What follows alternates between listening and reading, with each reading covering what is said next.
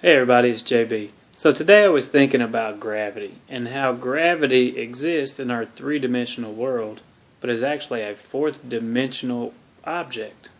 Seems kind of weird, but think about it like this. Gravity's not tangible. You can't reach out and grab it.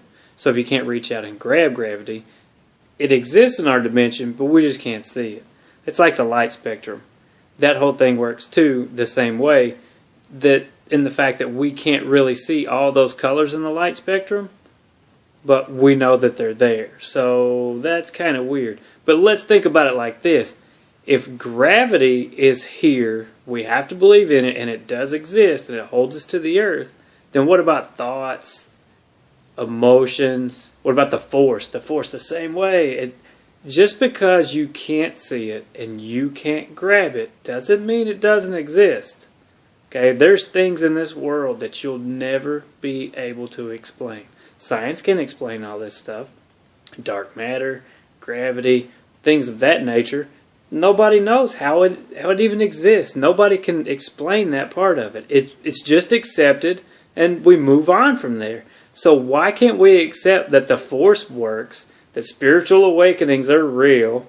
Why can't we accept all this stuff? People are like, they always want a scientific explanation for everything.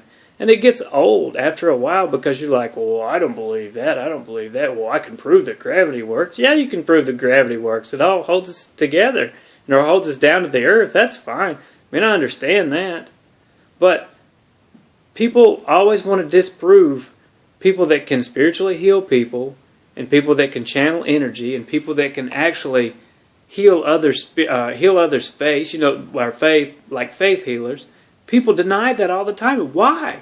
Why? I mean, don't deny that stuff. It's just as real as anything else. And the same with the force.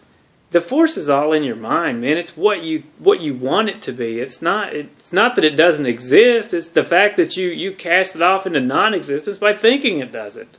So stop using your thoughts in that way. So if you use your thoughts towards what you want, you actually get what you want. So I want to use the force. I may not be able to wield a lightsaber like a Jedi, but that doesn't mean that the force doesn't exist in some form. Okay, so now that we've talked about kind of that 3.5 dimension to the fourth dimension, because those things transcend dimensions and they actually exist here. Gravity may be tangible in the fourth dimension. It might be real in the fourth dimension. Who knows? Or it might be something that they can grab a hold of in the fourth dimension. So, and that's fine if we can do that. But let's look at things in a different perspective. Okay? Like our thoughts are created in our mind. They are tangible to a certain extent inside of our mind, yet we can't reach out and grab them.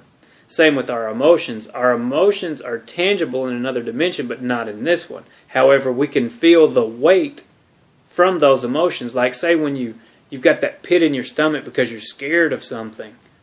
You feel that. That's your third dimensional feeling of that.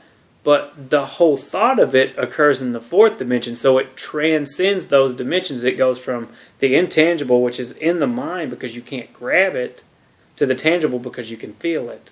Because it's transcended the thought to the physical realm. So, yeah.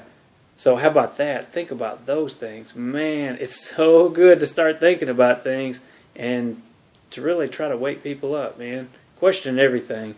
It's all out there for you to question. Why believe something somebody else has put on paper? Question it for yourself.